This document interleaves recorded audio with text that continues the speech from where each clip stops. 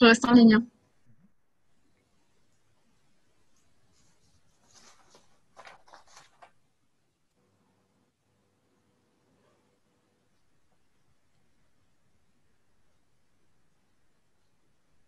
Voilà, alors bonjour tout le monde, c'est super que vous soyez connectés, que vous vous intéressiez au métier de médiamaticienne.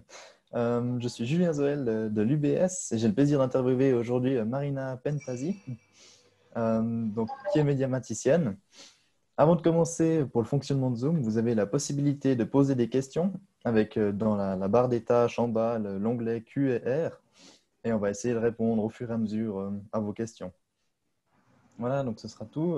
Donc Marina, afin que nos spectateurs fassent ta connaissance, je vais te poser quelques questions. Donc au moyen d'un petit jeu, un tu préfères, tu connais le principe?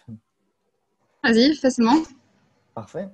Donc ce sera quelques questions et tu réponds le plus vite possible entre les deux choix que je te propose euh, à ces questions. T'es prête? Oula. Ouais. Parfait. Alors, plutôt café ou thé? Café. Du matin ou du soir? Du soir. Petit pain ou croissant? Pardon? Ça a bugué. Petit pain ou croissant? Ah, croissant. Allez. Croissant. Entrée ou dessert? Entrée. Dehors ou dedans? Dehors. Sport ou lecture? Sport. Sport. Chien ou Même chat? si c'est très difficile. Chat. Chat. Et finalement, plutôt la mer ou la montagne? La mer. D'accord. Parfait. Merci. Donc, on va pouvoir commencer avec le vif du sujet. Donc, le métier de médiamaticienne, est-ce que c'est ton métier de rêve? Quel est ton métier de rêve? Mon métier de rêve. Ouais. Bah, je dois avouer que je me plais très très bien dans celui-là. Médiamaticienne, c'est pas vraiment mon premier choix, mais j'ai toujours été ultra indécise. J'ai jamais su exactement ce que je voulais faire parce que à chaque fois que je voyais un métier, j'avais l'impression que ça allait m'enfermer dans une case, que j'allais devoir faire tout le temps la même chose, que mon travail serait trop rébarbatif. Et en Mhm. fait, je suis tombée sur le métier de médiamaticien un peu par hasard, mais c'était un très très bon hasard parce que le métier de médiamaticien, il est super varié. On fait jamais deux fois la même chose et puis on a toujours de nouveaux challenges qui nous permettent de rester, enfin, en tout cas moi qui m'aide vraiment à rester motivée par rapport à ce que je fais. C'est top. Donc, c'est Voilà. finalement ce que tu cherchais, à pas que ce soit répétitif. D'accord. Exactement, ouais. C'est parfait. Et donc, en quoi ça t'a toujours fasciné, médiamaticienne? Ou peut-être d'abord, en quoi consiste le métier de médiamaticien? Ouais, alors en très court, c'est un métier qui est très neuf. Donc on traite des événements, des médias, des réseaux sociaux, euh, Internet, on fait des sites Internet, on s'occupe aussi des réseaux. Enfin, il y a vraiment beaucoup de choses au niveau de justement tout ce qui est aussi programmation, mais aussi du design et des logos et ce genre de choses. Donc, c'est vraiment un métier qui est tourné vers l'avenir parce que ben, il y a ces aspects réseaux sociaux, etc. Et bien sûr, la programmation, ça permet toujours ben, de construire son futur ou, euh, ou d'autres choses. Enfin bref. Du coup, Mm. c'était quoi ta question de base? Bah alors, c'est plutôt tourné sur les nouvelles technologies. Et puis, qu'est-ce qui Exact. t'a attiré dans ce métier finalement? C'est assez complexe encore, c'est assez neuf comme métier. Ouais. Qu'est-ce qui t'a Euh, attiré? Bah, le fait justement que ça soit autant pluridisciplinaire, c'est un métier qu'on peut faire un apprentissage dans une petite structure, une start-up ou je ne sais quoi, et on peut finir faire un métier dans la radio ou dans le cinéma, parce qu'on fait aussi des films ou ce genre de choses, ou on peut très bien finir aussi en informatique pure et dure ou en marketing, etc. Donc ça donne énormément de possibilités de changer au cours de sa carrière ce qu'on veut faire, etc. Donc, ouais, il y a vraiment cet aspect touche à tout qui me plaît énormément. Ça ouvre plusieurs portes après par la suite. Ouais, À c'est la ça. suite, d'accord. Après le parcours professionnel que tu as eu, tu as fait l'apprentissage en tant que médiamaticienne. Ouais.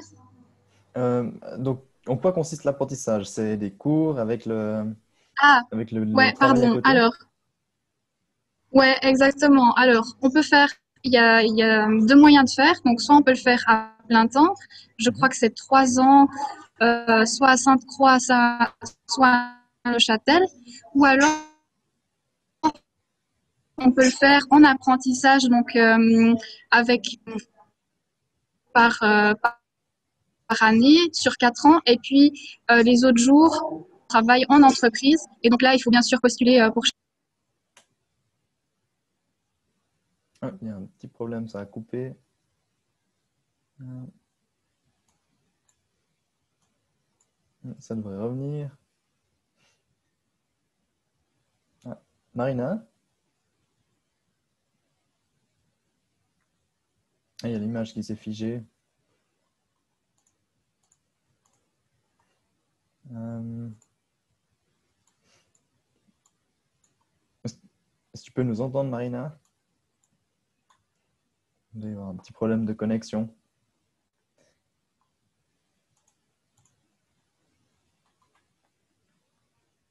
À voir si elle peut se reconnecter assez rapidement. Oui, il doit y avoir un problème de connexion. On va essayer d'attendre un moment, voir si elle peut revenir et nous expliquer la suite.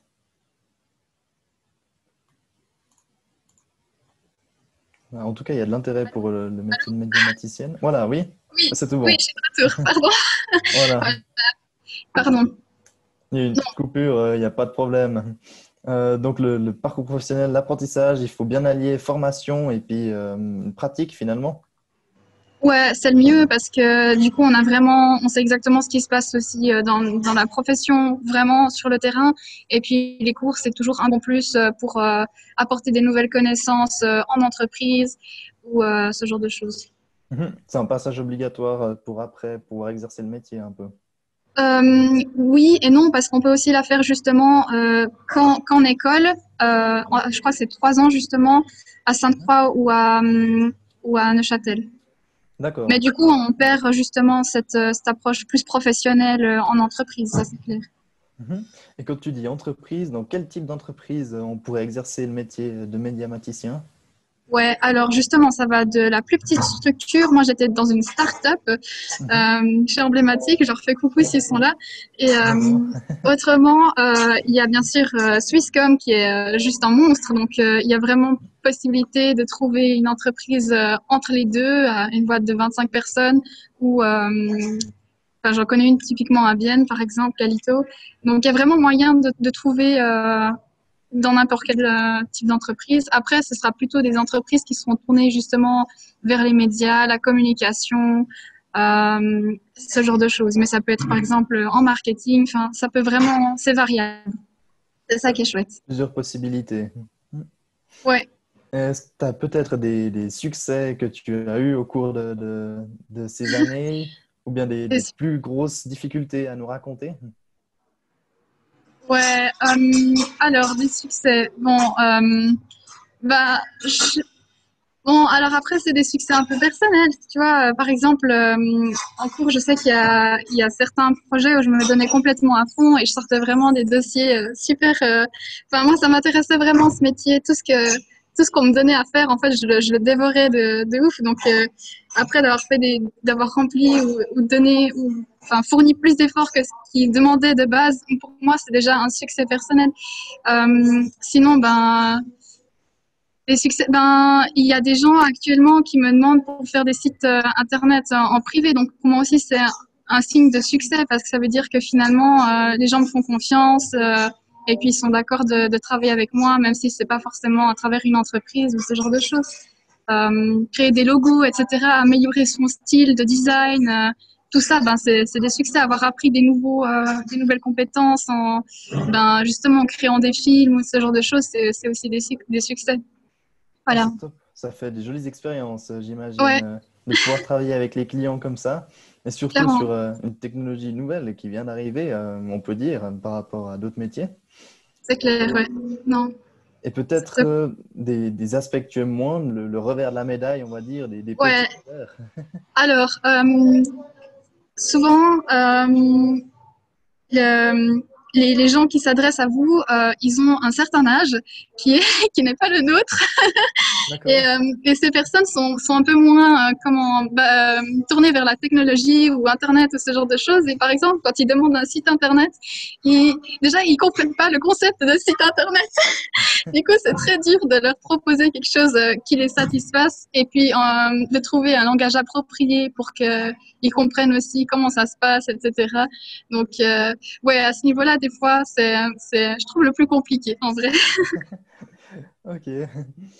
Euh, Tu as peut-être des conseils à donner pour ceux qui voudraient se lancer dans une telle formation?